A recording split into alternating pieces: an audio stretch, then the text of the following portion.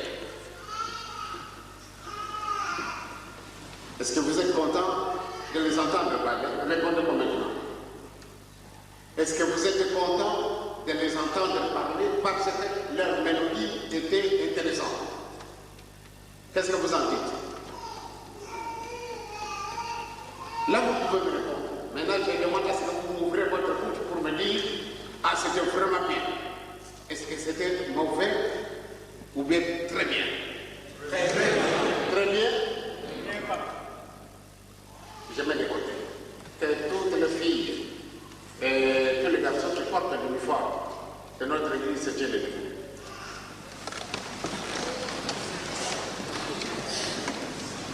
que cette porte est le plus fort.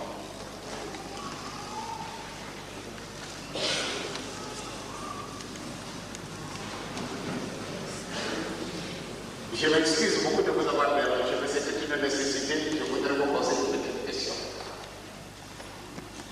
L'uniforme qu'il porte,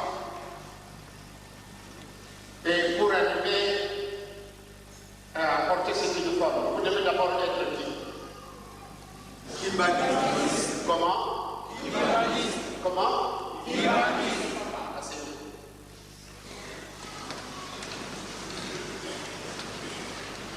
Je voudrais plus m'attarder à ces deux problèmes, à ces deux situations que je vais vous présenter.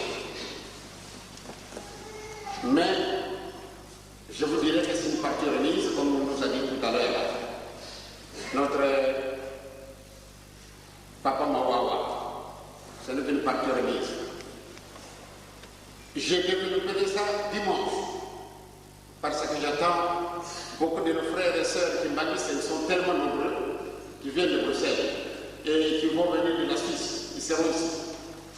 Alors je voudrais vous parler un peu ensemble, parce que vous composez une église d'Europe. Les cantiques, ça donnait des mélodies qui vous ont intéressé. L'uniforme, c'est une véritable présentation de la physionomie de Papa Simon Kimbangu, parce que vous êtes tous ici. Nous sommes tous des Kimbanguistes. Comme je l'ai dit, je vous en parlerai dimanche. Aujourd'hui, nous sommes le 12. Nous sommes bien sûr à la fin de notre journée. À Kinshasa, il y a eu des milliers qui sont partis à Matete, parce que c'est notre grand jour. Papa Simon Kimbangu que nous suivons,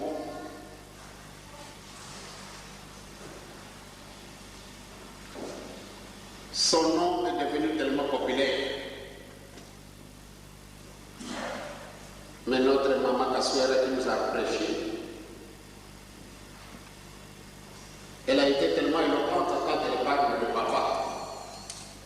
Papa a réellement souffert. L'histoire, vous la connaissez.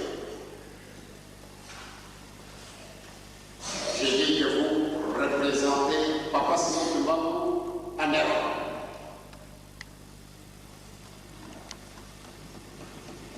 Nous sommes en train de suivre les pas de Papa Simon Kimbangu.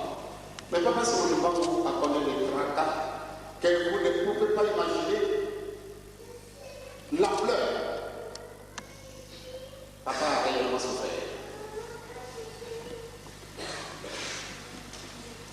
Mais il a supporté.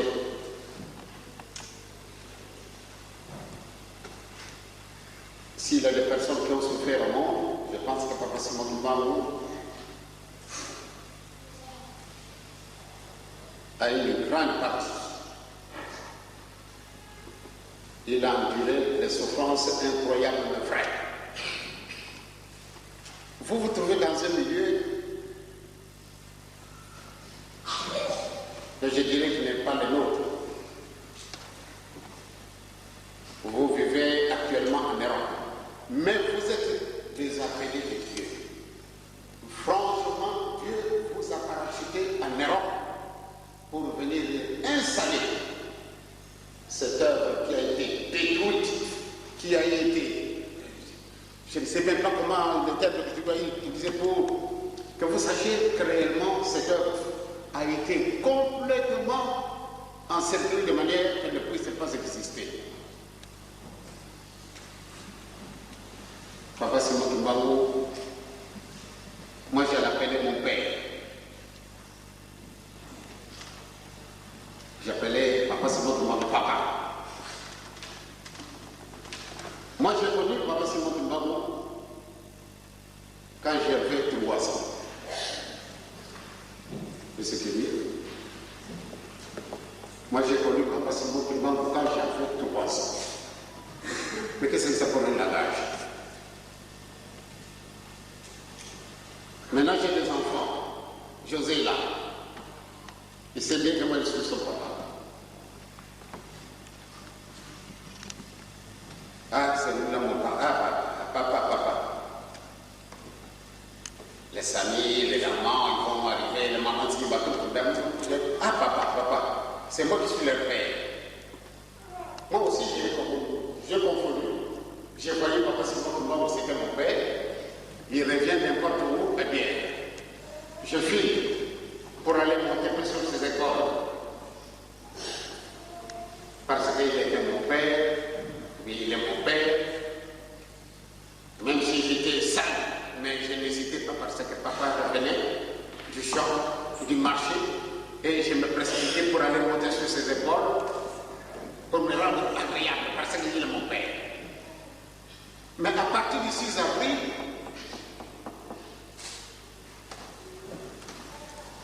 j'avais peur de papa. À partir de ce moment-là, je me suis dit, mais non, ce n'est pas un homme comme vous.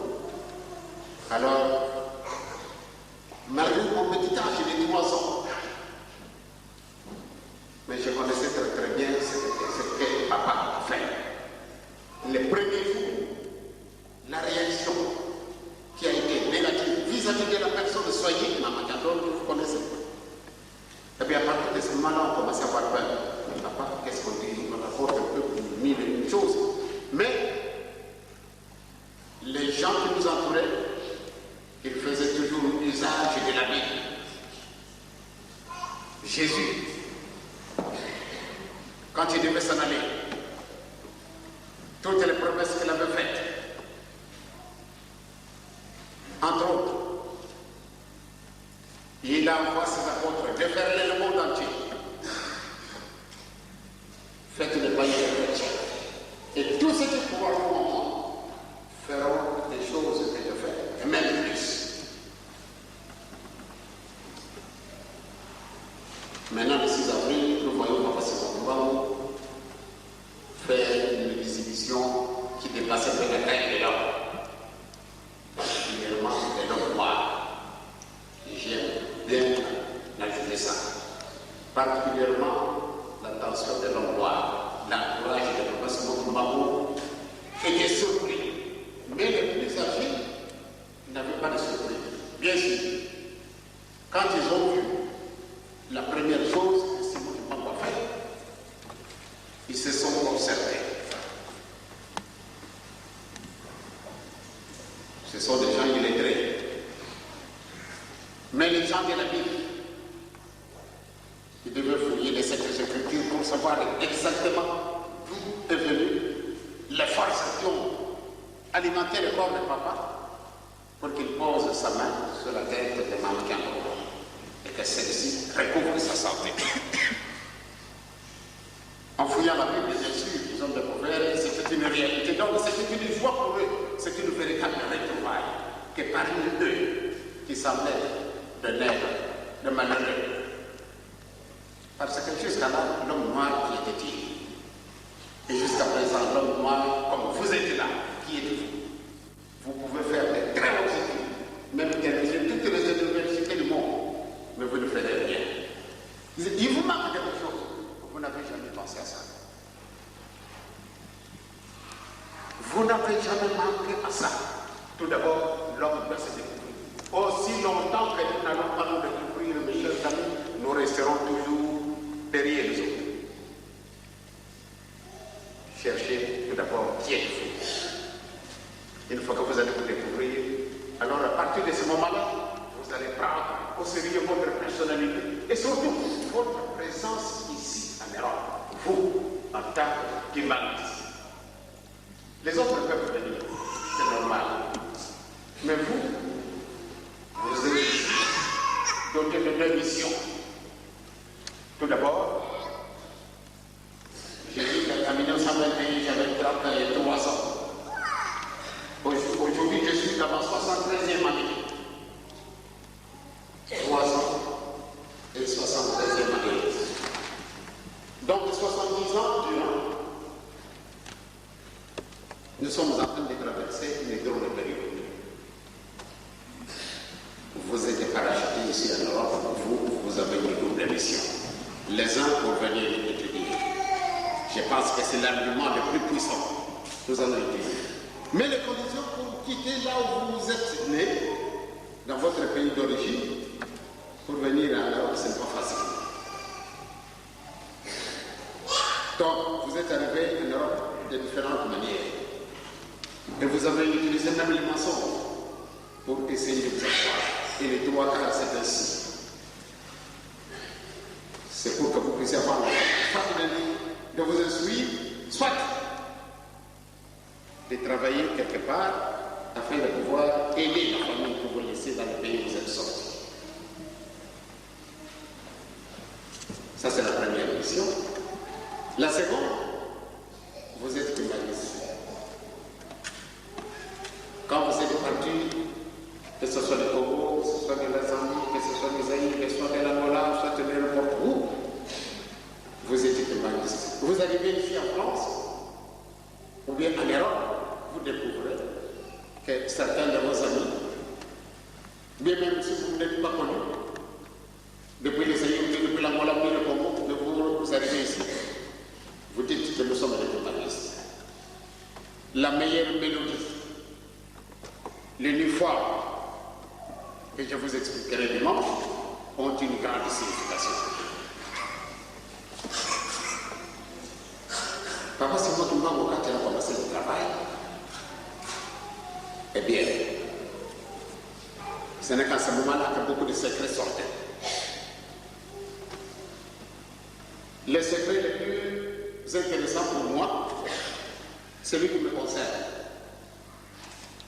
J'avais 3 ans quand papa, le 6 avril, a commencé son travail. Auparavant, papa avait dit beaucoup de choses, mais les vieux n'ont rien dit, n'ont pas voulu nous communiquer ça, parce que c'était des secrets à eux. Je vais vous dire, par exemple, un des secrets. Avant 1910, bien avant, papa se trouvant entouré des vieux du village, eh bien, nos ancêtres avaient une habitude que chaque soir, ils avaient construit un hangar où ils se mettaient autour du feu et ils s'entretenaient entre eux. Eh bien, un soir, il a fortement plu. Et comme d'habitude, au village, nous faisons un peu de l'agriculture. Eh bien, chacun des vieux venait des champs. Bon, on doit quand même aller à l'endroit où ils avaient l'habitude d'aller s'échauffer. Et puis, cette soirée-là, malgré que papa Simon avait accompagné son père à aller un peu au champ, il était aussi mouillé. Mais quand le moment était là, il a préparé le feu. Bon, le vieux du village s'est réunissé. Eh bien, là, justement, on trouve le seul garçon qui était là, c'est papa Simon Kimao. On l'appelle à Kimao. Si vous voulez bien aller demander un peu à maman, qu'est-ce qu'elle a préparé, amenez-le. Papa court, va chercher. Et tous ceux qui étaient autour du feu ont commandé à papa d'aller chercher la nourriture. Bon, maman, papa, pardon, a circulé toutes les maisons. À ce moment-là, il était jeune. Je ne connais pas son âge tout à fait. Maintenant, les moments venus, ils doivent manger, mais les mains sont sales. On demande à papa, allez chercher un peu de l'eau, nous allons laver la main. Vous savez, pour nous, au village, ce n'était pas tellement compliqué. Et qu'on part chercher quelque chose de bon, on met de l'eau, chacun se lave autour des rôles. Après, immédiatement, on commence à manger. Quand j'étais jeune, parce que nous avons participé à ça, quand vous assistez à de tels endroits, les petits, ou bien les plus jeunes, on ne lui donne pas à manger. De manger ensemble avec les bambous-talons. Le vieux devait terminer d'abord, alors il laissait toujours une partie. Pour celui qui est le plus jeune, ici, il en a 2, 3, 4 jeunes, on leur donné. C'est que eux avaient laissé. Et puis maintenant, quand papa a fait tous ces gestes, ils ont mangé, mais on a donné une partie lui pour le manger lui aussi.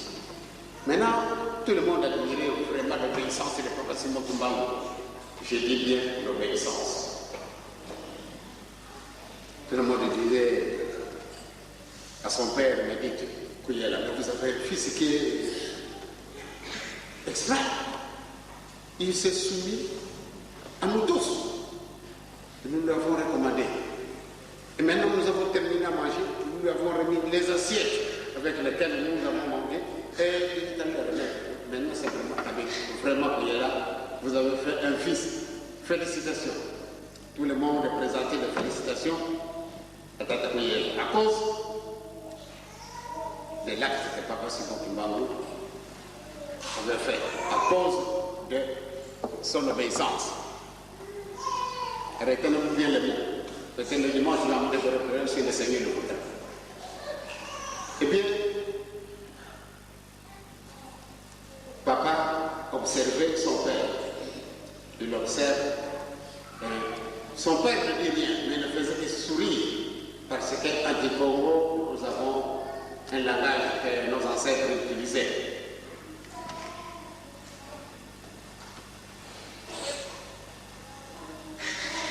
Quand on veut admirer soit votre enfant, et le papa lui, il ne présente pas une physionomie là, on dirait des grandes voix.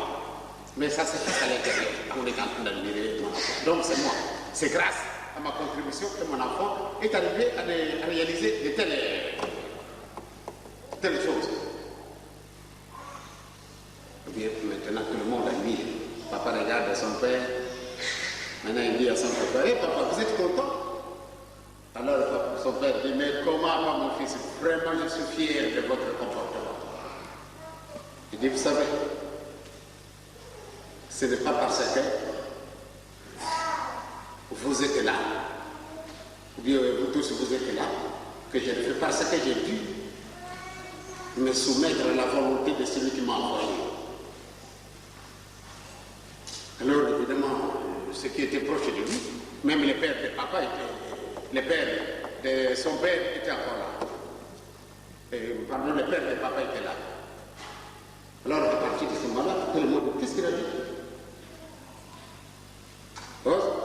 Il n'a pas fait ça à cause de n'importe qui.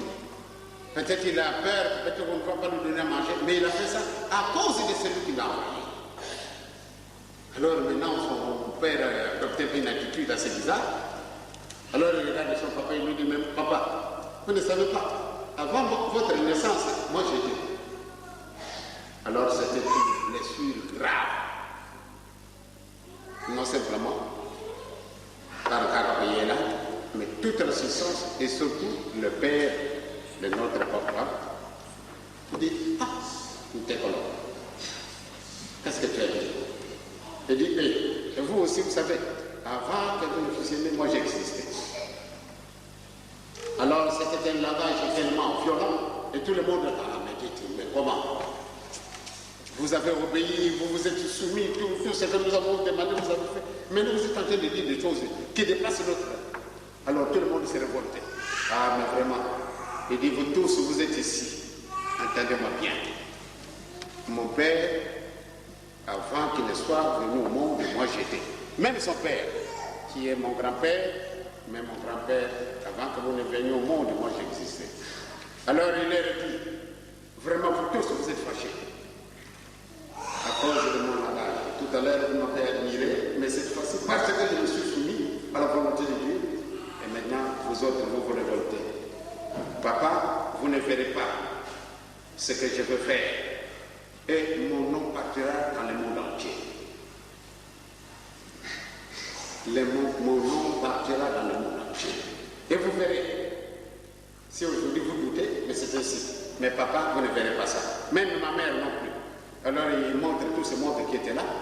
Il dit à son grand-père, vous, les grands-pères, vous assisterez à cette scène-là. Alors tout le monde était révolté, même son père, Akapouya, s'est révolté, il a dit, oh, attendez, quand il va arriver ce soir à la maison, il va attraper réellement la chicotte. Et mon père a su ça. Bon, quand tout le monde était parti, mon père est resté d'abord là où ils se sont rencontrés tous les villageois. sûr, tard dans la nuit, il a ouvert la porte, il est rentré, il passe la nuit. Le lendemain, son père a oublié totalement ce qui s'était passé. En 1910, mon père dit à son grand-père, il dit, vous savez, moi je vais renaître en 1918. En 1918, papa, entouré de ses amis, entouré des vieux, il dit, je vais renaître en 1918. Alors voilà encore un langage spirituel très, très obscur. Les mammouths n'ont pas compris, mais ils ont retenu. Je disais bien que papa, à partir du moment où il a commencé sa mission, son ministère, moi je ne l'avais pas considéré comme il était mon papa, parce que ce qu'il faisait dépassait notre taille. Jusqu'au moment où il fut arrêté, eh bien, on était toujours en l'air, vraiment dans nos idées, que ce soit papa, que ce soit papa que ce soit maman, qui était pourtant une grande personnalité spirituelle. Mais à partir du moment où il a commencé à faire son exhibition spirituelle, franchement, nous avons reculé à penser qu'il était notre papa. Et les faits sont là. Pendant la période de sa relégation, parce que je ne voudrais pas m'étendre trop longtemps, pendant la période de sa relégation, ce n'est qu'à ce moment-là que nous avons découvert que papa c'est notre Mbango. Bien sûr, c'est un élève, un illettré, mais je pense bien, j'avais expliqué ça le jour où vous devez fêter votre centenaire ici, à ceux qui étaient à l'écoute en ce moment-là. Je pense que j'avais utilisé tous les termes voulus pour que vous sachiez exactement ce qu'il était, et ce qu'il est, et ce qu'il sera demain. Mes chers amis, ce jour du 12 octobre, je suis tellement bref parce que je ne voudrais pas vous retenir tellement longtemps parce que je vois les licences qui sont ici. Le 12 octobre, moi j'étais à ce moment-là fonctionnaire de l'État, c'était à Kananga ou bien le Lobou. Pourtant, papa se trouvait à 800 km de là où je me trouvais. J'ai été fonctionnaire de l'État. Mais de 1921 jusqu'à 1948, papa ne pouvait pas nous écrire, ni nous lui écrire. Parce que c'était strictement interdit. Si mon prisonnier, il ne pouvait pas nous écrire pour donner ses nouvelles matériellement à ses enfants, ni à maman. Mais il avait eu de Dieu beaucoup de privilèges. Il utilisait ses moyens à lui, qui lui permettaient de se déplacer comme un bon lui semblait n'importe quand et n'importe où. Il pouvait s'en aller. Bon, maintenant, le 12 octobre, très tôt le matin, mon épouse est là. En ce moment-là, nous avions 2 enfants.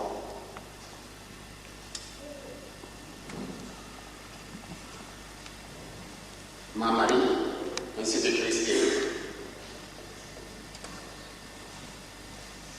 Elle avait l'habitude de nous visiter. Mais il fallait une circonstance qui devait l'amener pour venir nous visiter. Mais ce jour-là, c'est curieux. Le matin du 12, nous ne l'avons pas vu. Mais le soir, quand j'ai quitté mon travail à 17h, j'ai pris ma bicyclette, je pars à la gare pour aller voir s'il y avait quelqu'un venant de Lubumbashi pour me donner les nouvelles de papa. J'arrive à 100 mètres de la gare, il y a un vent que je n'oublierai jamais de ma vie. Il y a un vent violent qui m'a transporté avec ma bicyclette, qui m'a jeté par terre. Et tout d'un coup, je vois quelqu'un qui tient ma bicyclette. Alors il me demande, est-ce que vous êtes venu chez moi? Je dis non. Il dit, où est-ce que vous allez? Ah, vous allez demander le nouvelle de votre papa? Ne vous en faites pas. On vous dira n'importe quoi là-bas, ne vous en faites pas. Oh, c'est quoi ça? Bon, j'ai pourri. Il dit, moi je vais garder votre vélo. Tout d'abord, je l'ai peur, parce qu'il ne faut pas me voler le vélo. Mais puisqu'il a dit, si on vous demandait, vous allez demander qu'on vous dise quelque chose, il ne faut pas avoir peur. En ce qui concerne votre papa, voilà ça et ça et ça. Bon, je cours à la gare, je vois quelqu'un sur le train. Dès qu'il m'a dit, Joseph, je cours vers lui. Vous m'avez demandé le nom de votre père? Moi, j'ai dit oui. Il dit, ne vous en faites pas, on va vous raconter une histoire, ne vous en faites pas. Les trains de marque. Maintenant, je reviens là où j'avais laissé ma bicyclette. La même personne qui m'avait répondu sur le train, c'est celui et qui m'a assisté pour reprendre mon vélo. Et je ne les trouve plus là. Je rentre à la maison, je n'étais plus payé. J'ai dit à ma femme, certainement, il va y avoir quelque chose. J'ai dit, jusqu'à le 24 octobre, date à laquelle je m'étais obligé de demander aux autorités coloniales belges, malgré que je savais très bien que mon père ne vivait plus, parce que vous devez imaginer. Alors je suis allé me demander au gouverneur de Beignet, mais qu'est-ce qui se passe avec mon père? Je n'ai plus de nouvelles. Alors il me dit, mais il nageait. Moi je dis, mais si, il y a quelque chose. Mon père est mort depuis le 12. Je dis, comment? Mais je dis, mon père est mort depuis le 12 octobre. Et vous n'avez pas voulu me dire, vous prétendez être des chrétiens? En tout cas, vraiment, j'avais parlé mal. C'est-à-dire, mal dans le sens que je n'étais pas moi. Parce que toujours, nous sommes des chrétiens, mais maintenant, je leur ai dit, voilà, quand vous prétendez être des chrétiens, vous êtes vraiment injuste. Alors je suis allé trop loin, alors le gouverneur était fâché. Il dit, Joseph, pour la première fois, vous qui n'avez jamais utilisé un langage méchant vis-à-vis de nous, et aujourd'hui vous vous en servez. Vous êtes méchant, je vous dis, vous êtes injuste, vous êtes des faux chrétiens. Alors il plaque la porte. Et il téléphone, le gouverneur qui était son collègue Al-Bombash, lui dit réellement Simon Kimbangu est mort depuis le 12.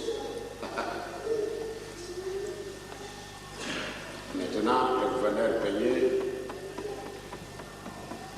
qui a beaucoup fait, maintenant on lui communique la nouvelle, juste le 24. Alors il vient, Joseph, c'est vrai, votre papa est mort, mais vraiment je suis mécontent. Pourquoi on n'a pas voulu me le communiquer? Mes chers amis,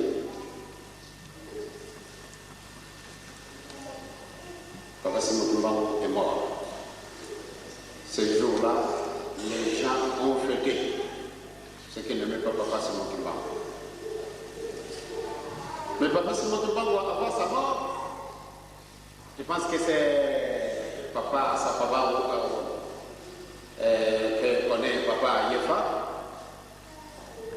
eh bien, avait fait des révélations incroyables.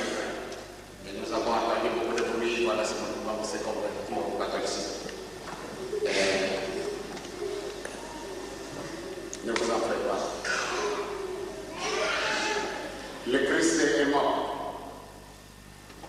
Justement, c'est tout un vendredi. Quelle drôle de coïncidence.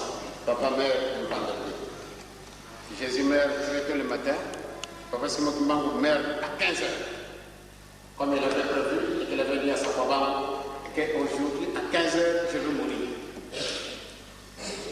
Venez, je vous bénir. Tous ces 3 militaires, il les a bénis. Alors, venez assister à ma mort. Alors, les soldats ont réagi. Comment? Quelqu'un qui semble être un peu en bonne santé, puis il va mourir à 15h. Il dit, à 15h, je vais quitter ce monde. À 15h, mon sang, voilà papa ce qu'il a fait. Il s'est tapé lui-même 3 fois ici, 3 fois ici. Alors, là, je vous décris un peu ce que c'est. C'est une marque de ministre, peut-être plus tard, quand l'occasion sera là. Aujourd'hui, nous avons très peu de gens. recevoir. Je suis à l'époque, mais j'ai forcé pour que je vous visite.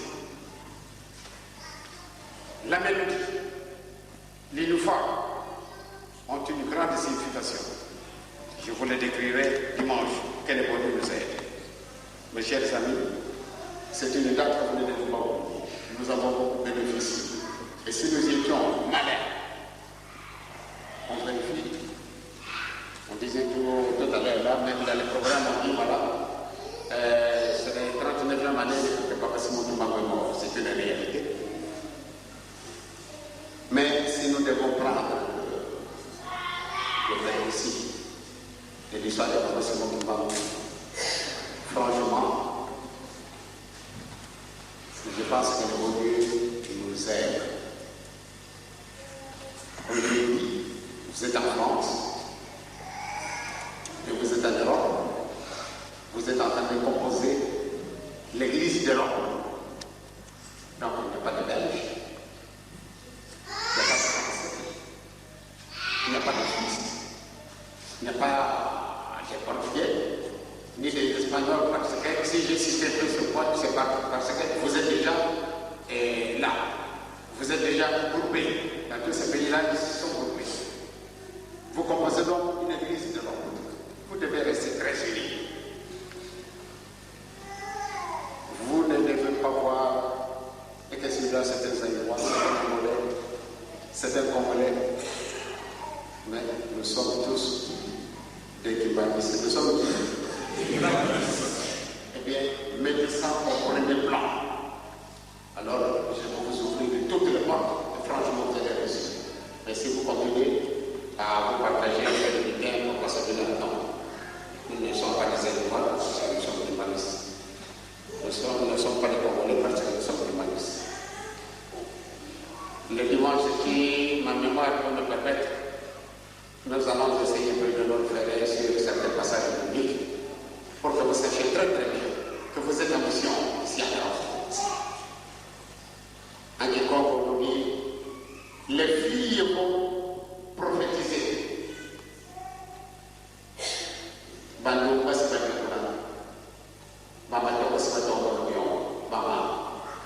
Vous êtes en train de négliger le temps qui vous est donné, si vous la perdez. Nous sommes en train de nous approcher quelque part. On ne vous le dit pas encore, mais vous verrez. Parce que, quand moi je pense, est-ce que je vais vous arriver dans 2 ans, ou bien dans 6 mois, est-ce que dans 8 ans, 10 ans, est-ce que je serai encore en vie?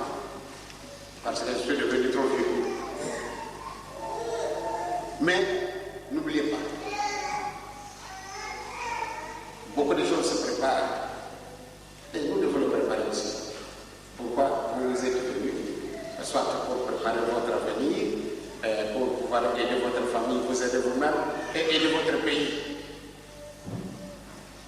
Les uns là, les parents sont tellement pauvres, ils ne peuvent pas me donner toute la formation que je voudrais acquérir. Eh bien, vous arrivez ici, bon, vous vous trouvez vraiment sur le tapis, c'est-à-dire vous n'avez rien. Mais vous vous crampez, vous allez au travail, vous cherchez du travail, même le travail que vous ne voulez pas faire. Mais puisque vous devez gagner quelque chose, vous vous permettez d'aller travailler et après aller à l'école. Ce n'est pas facile non plus. Mais pourquoi? Parce que vous voulez préparer solidement votre avenir. L'avenir matériel, nous le préparons. Et pourquoi pas l'avenir spirituel? Donc préparez-vous solidement. L'avenir spirituel, il est vraiment très proche. Il est vraiment très proche. Papa Simon Toumba meurt, et bien les gens ont jubilé.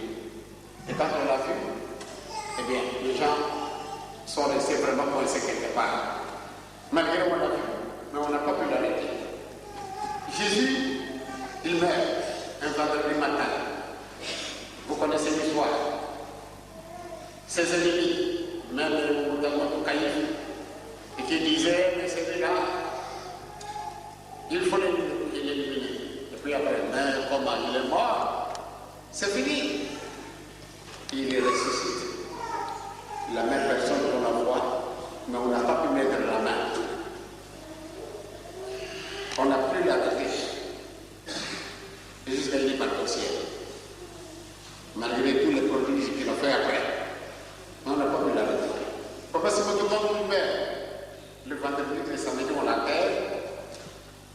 Eh bien, si je peux ce que je dis, ne soyez pas tellement distraits, mes filles. Ne pas être distraits, c'est important pour nous. Parce qu'on vous le demande. Peut-être que vous êtes en train de négliger ce que je suis en train de dire, mais plus tard vous le demandez. Eh bien, papa, si votre maman meurt, eh bien,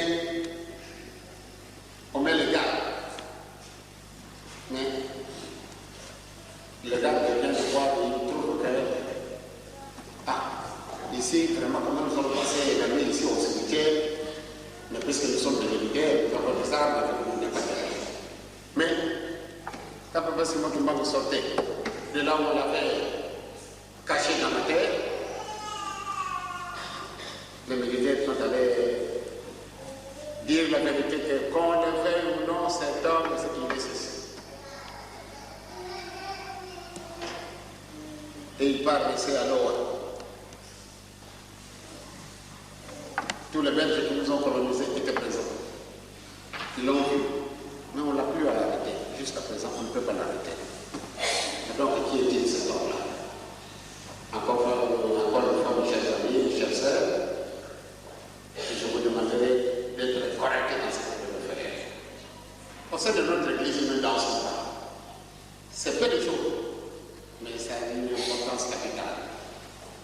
Nous ne fumons pas, ne prenons pas de l'alcool, même si vous êtes à la chaise. Ne pas croire que lui, il n'est pas là, il est à côté de nous.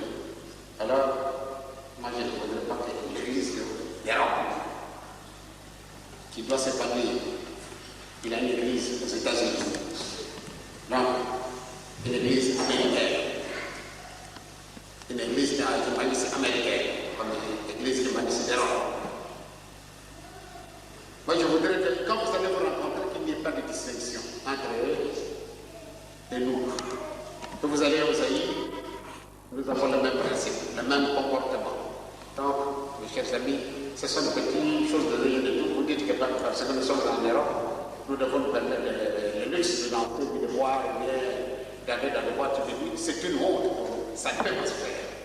Parce que vous êtes en mission. Un jour, on va vous persécuter. N'oubliez pas ça.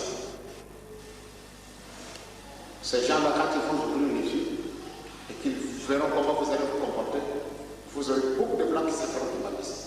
Mais ils vont vous copier. Mais si ce sont des choses pour lesquelles ils doivent être déçus à cause de votre comportement et qu'ils vont reculer, eh bien c'est vous autres qui payez les pots cassés. Donc, mes chers sœurs, mes chers frères, humanistes, je vous demanderai d'être vraiment très correct dans ce que vous devez faire. Ne vous gênez pas, parce qu'il faut faire un bien, ne vous gênez pas. Dieu est vivant, il reste vivant, et il vivra éternellement avec vous. Papa Simon Kimba vous vit avec nous. Quand on le veut ou non, c'est ainsi.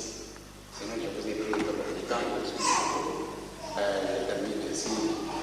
Au nom du Père et du Fils et du Saint-Esprit, je voudrais terminer par la prière. Prions. Au nom du Père et du Fils et du Saint-Esprit, aujourd'hui c'est un jour de deuil.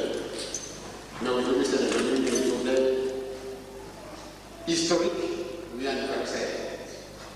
Et nous voici, cher papa, autour de toi, bénis chacun de nous qui a participé à cette lutte. Ceux qui ont eu le malheur d'être absents, en tant qu'humaniste, cher papa, il faut le bénir. Car c'est un jour réellement très riche, car nous avons beaucoup bénéficié en ce jour du 12 octobre. Aujourd'hui, c'est resté pour nous un grand souvenir. Nous te prions pour que tu puisses nous donner toutes les chances pour nous.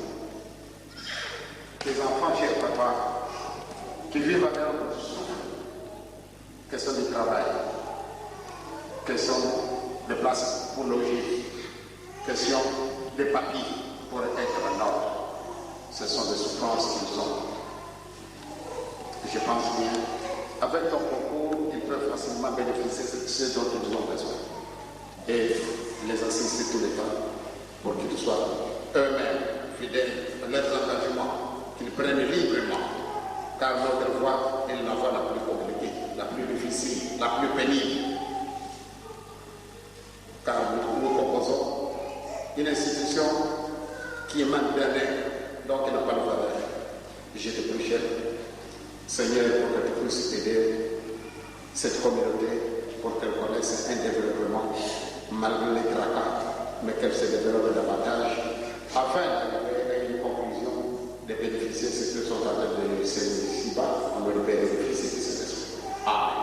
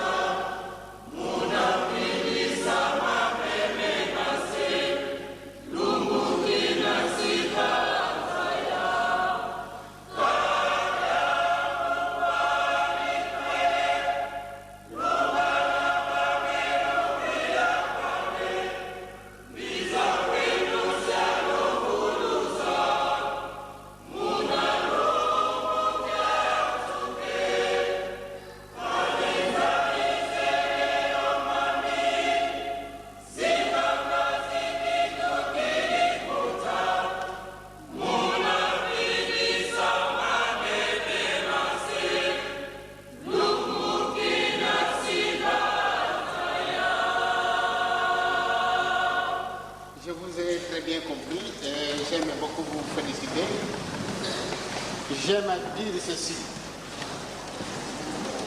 Nous sommes les simples passants.